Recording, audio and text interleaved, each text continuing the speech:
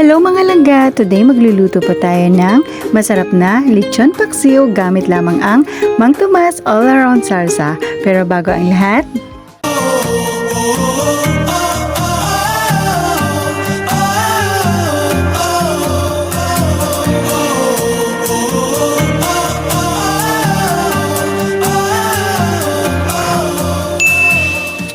first ay ikakat lang muna natin ito or tatadtarin po natin itong lechon belly mga langga. Ito po yung natira pa namin nung nakaraang may handaan po dito sa amin. Ating pasasarapin ulit yung ating lechon belly. Ayan, kinat ko lang po yan ng maliliit para mas madaling kagatin lalo pag wala tayong ngipin. Char. Lulutuin po natin ulit ito at pasasarapin. Gagawin natin itong lechon paksiw gamit lamang ang Mang Tomas All Around Salsa mga langga. Pero kung meron po kayong mga sarsa na galing po ng lechonan mga langga, yun sa mga nagbebenta ng lechon o lechong manok mga langga, di ba may free po yun na sarsa? Pwede po yun na gagamitin natin sa ating lechon paksiw mga langga. Pero pagka wala po naman ay pwede pong Mang Tomas na lang. At tsaran, simulan na natin magluto. Sa isang cooking pan po ay may nakaprepare na kaagad akong mantika dyan. Ayan, igisa lamang po natin yung bawang. Sunod po natin yung sibuyas mga langga. Ayan, igisa-gisa lang po natin hanggang sa maging ito po ay translucent na po yung itsura niya. Opo, pag-isa pala ang mga langga, ang bango na. Then, isunod na po natin yung ating pork belly mga langga. Ayan, halu-haluin lang po natin.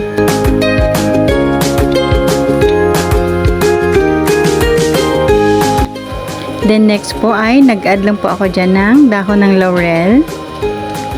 Then, sunod na rin po ay naglagay na rin po ako ng soy sauce.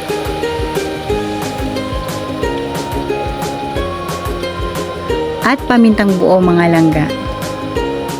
At nag-add na rin po pala ako ng isang basong tubig dyan mga langga.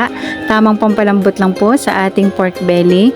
Pero actually mga langga, malambot na po yung ating pork belly dahil nung niluto ko po ito ay pressure cooker ko po ito. Kaya I'm sure na malambot po talaga ito mga langga. Kaya konting pakulo lang is enough na po. Cover po natin. After 10 minutes ay ayan, haluin na po natin ulit mga langga. Ayan, nag-reduce na po yung kanyang sauce. Halu-haluin lang po natin ulit ito mga langga.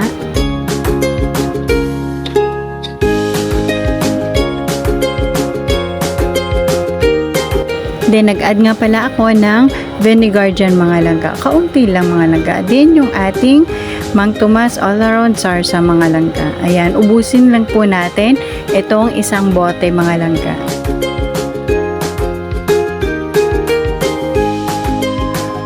Ayan, at nilagyan ko po ng kaunting tubig. Shake lang po natin. Then, yon, idagdag na po natin at sayang halo-haloin lang po natin ito.